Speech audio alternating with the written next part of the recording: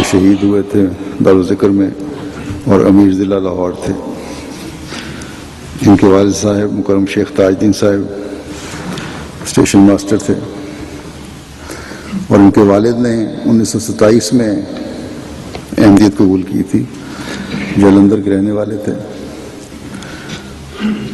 ملک safe الرحمان سے صاحب سے ان کی دوستی تھی، مرحوم سے، اور یہ دونوں پہلے بہت زیادہ احمدیت کے مخالف تھے، یعنی شیخ صاحب کے والد اور حضرت مفتی ملک سیف الرحمان صاحب. حضرت مسیح موعود علیہ الصلوۃ والسلام کی کتب دیکھی اور حضور صلی اللہ علیہ وسلم کے شان میں جب حضرت مسیح موعود علیہ الصلوۃ والسلام کے اشعار پڑھے تو پھر ان کو جستجو پیدا ہوئی، اور چند کتابیں پڑھنے کے بعد ان دونوں بزرگوں کے دل صاف ہو گئے.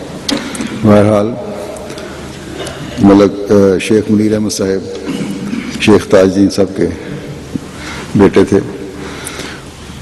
ان کی تعلیم LLB تھی. تعلیم حاصل کرنے کے بعد یہ سول جج بنے. مختلف جگہوں پر ان کی پوسٹنگ ہوتی رہی، اور سیشن جج پہ ترقی ہوئی پھر، اور لاہور میں پھر اسپیشل جج اینٹی کرپشن پہ ان کی تعیناتی ہوئی. پھر اسپیشل جج کسٹم کے طور پر کام کیا، اور نیب کے جج کے طور پر بھی کام کرتے رہے، اور 2000 میں یہ ریٹائر ہوئے. موصوف شیخ صاحب کے انصاف کی شہرت جو تھی وہ ہر جگہ، جو بھی جن کا بھی ان سے واسطہ پڑتا تھا ان کو پتہ تھا کہ انصاف پسند آدمی ہے، اور کبھی کسی قسم کا خوف نہیں ہوتا تھا. راولپنڈی میں ایک کیس کے دوران دونوں پارٹیوں میں سے ایک پارٹی جو لاہوری احمدی ہیں ان کی خواتین تھیں، ان کے وکیل مجیب الرحمان صاحب تھے، اور دوسری پارٹی ایک مولوی کی پارٹی تھی، دوسرا فریق جو تھا. تو یہ کورٹ میں آ کے پہلے ہی بتا دیا انہوں نے کہ میں احمدی ہوں، اگر کسی کو کوئی اعتراض ہے تو بتائیں. لیکن جو دوسرا گروپ تھا مولویوں کا، ان کا مقدمہ احمدی پیغامیوں کے ساتھ تھا، انہوں نے کہا کہ ہمیں قبول ہے، ہم آپ سے فیصلہ کروانا چاہتے ہیں. تو ان کے وکیل جو تھے وہ احمدی تھے، پیغامی جو فریق تھا ان کی مجیب الرحمان صاحب. وہ کہتے ہیں مجھے یہ خوف ہوتا تھا کہ کہیں آپ اپنی انصاف پسندی کا اظہار کرنے کے لیے ہمارے خلاف فیصلہ نہ کر دیں. لیکن انہوں نے انصاف کو ہمیشہ ملحوظ رکھا اور انصاف کی بنیاد پر ہی فیصلہ کیا، اور ان خواتین کے حق میں کر دیا اور مولویوں کے خلاف ہوا.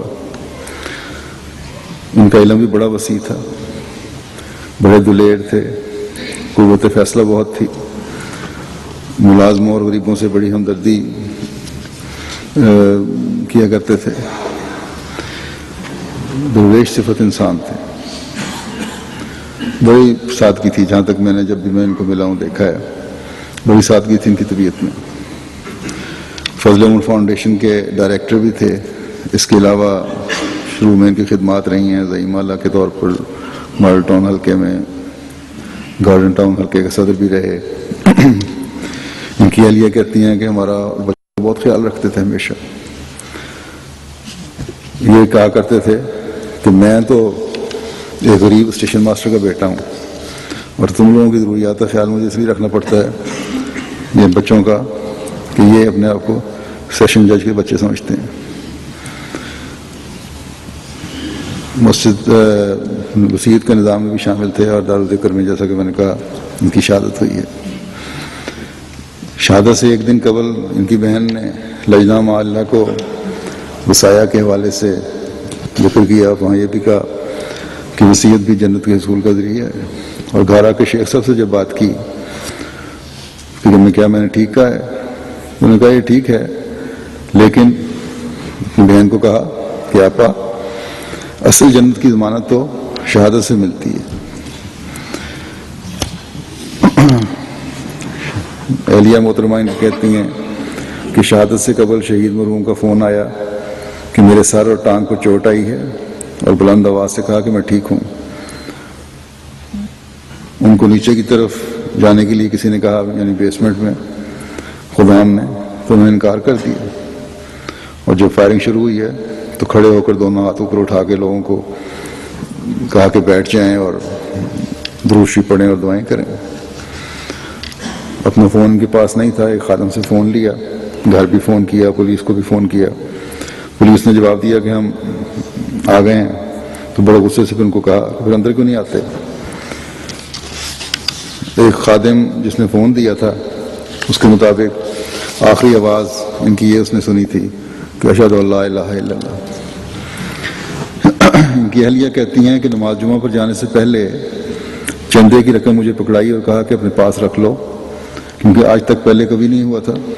تو میں نے کہا جہاں پہلے رکھتے تھے وہیں رکھ دیں۔ انہوں نے کہا نہیں، آج تم رکھ لو، کیونکہ دفتر بند ہوگا اس لیے جمع نہیں کرا سکتا۔ اسی طرح ایک کیس کے بارے میں مجھے بتایا، اہلیہ نے کہا کہ وہ آگے چلا گیا، اس کی تاریخ آگے پڑ گئی ہے، اور یہ کیس کے پیسے ہیں یہ اپنے پاس رکھ لو اور کیس والے فریق کو دے دینا اور اس کی فائل۔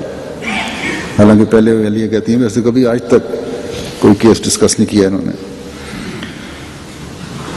خلیفۃ المسیح رابع رحمہ اللہ تعالیٰ کی خدمت میں 2 دفعہ اس خواہش کا اظہار کیا کہ ریٹائرمنٹ کے بعد میرا وقف قبول کریں، یا بلکہ پہلے ہی تو حضور نے یہی فرمایا تھا ان کو کہ جہاں آپ کام کر رہے ہیں وہیں کام کریں، کیونکہ اس کے ذریعے سے احمدیت کی تبلیغ زیادہ مؤثر رنگ میں ہو رہی ہے، لوگوں کو پتہ لگے کہ احمدی افسر کیسے ہوتے ہیں۔